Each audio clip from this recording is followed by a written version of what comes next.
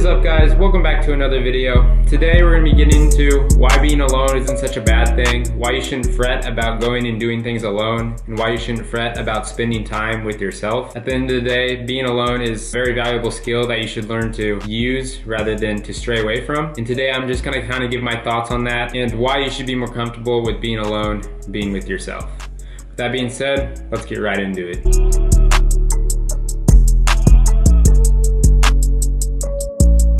In today's world, people have built such a connection with the people around them, with the people through social media, maybe people they don't even know through social media, that it's really become a problem where you're never alone and you never have to feel like you're alone.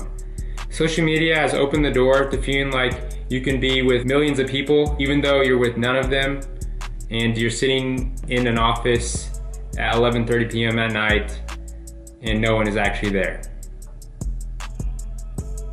On a real note, people have lost the ability to go and do things alone, to spend time alone, to entertain themselves, to really just dive into their thoughts that they would get when they're alone, but they're never alone to actually thank them. An example of this would be when you're in the shower. That's probably the only time in some people's lives that they're actually alone, meaning not with a phone, not connected to everyone through the phone, and not with other people. Just think of those feelings in the shower.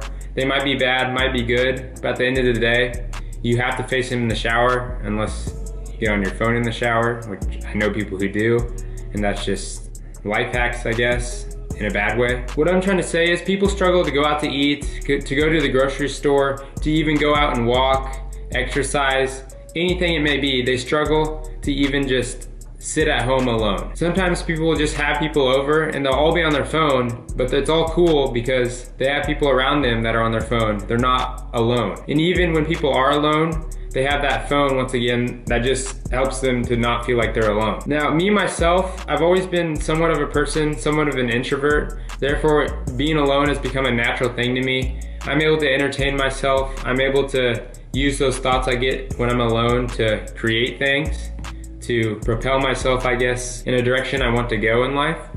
And I think that's become a real skill that I have that a lot of people are losing sight of as social media becomes more popular and phone use has become rapidly increasing. If most people check their phone usage or at least screen time, they'd find that they're slowly approaching more screen time than non-screen time in a day. And to me, that's really become a scary thing. We know that being alone has become a problem. It's becoming an increasing problem, especially with phones. And I think this needs to be addressed. People are going to need to get over the fear of being alone, because at the end of the day, there's going to be times in life where you're going to have to be alone, and you're going to have to do things alone, and you shouldn't feel scared to be alone. In fact, you should feel like alone time is more of a reward than a punishment. What people are going to have to realize is no one really cares if you're alone.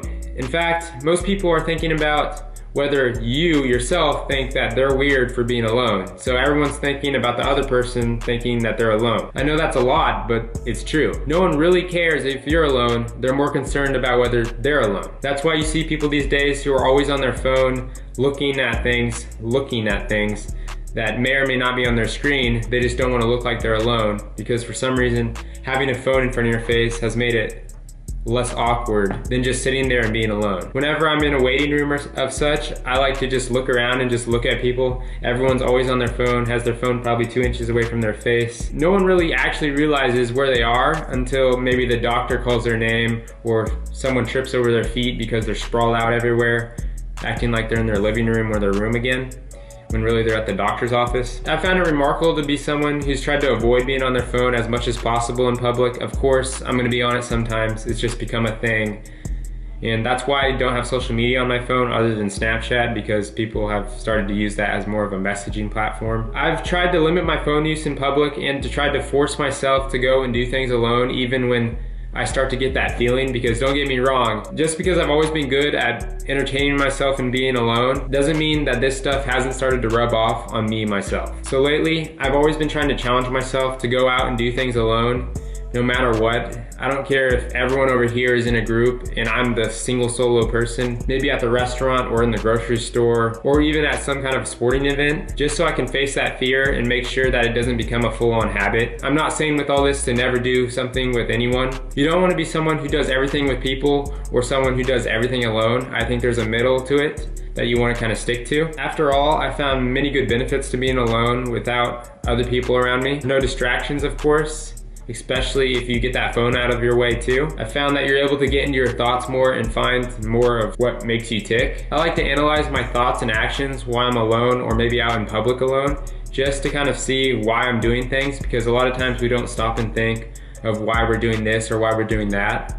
We just do it maybe because everyone in the group is doing it. And it's good to recognize those internal thoughts, whether they're bad or good. At some point, one or another, maybe it's in the shower or whenever you can't have your phone around and you can't have people around, you're gonna have to visit those thoughts either way. Might as well work on making those thoughts a positives rather than negatives and addressing them now. I've been able to get better at meeting other people and getting to know them, most likely because I already know myself through reflection. And of course, being alone is gonna be much more productive than having a bunch of people around you, because let's be honest, people and social media and really just the whole social aspect is not a good way to be productive, unless it's maybe in a work setting, which again, isn't usually productive. Another big positive to being alone, it gains you a lot of respect. People don't know it, but almost on a primal level, being alone and seeing someone alone gives you respect for them, as long as they're carrying themselves maybe in a good way and not slumping over and doing things that would of course suppose that they're very uncomfortable being alone. But being alone, being confident alone,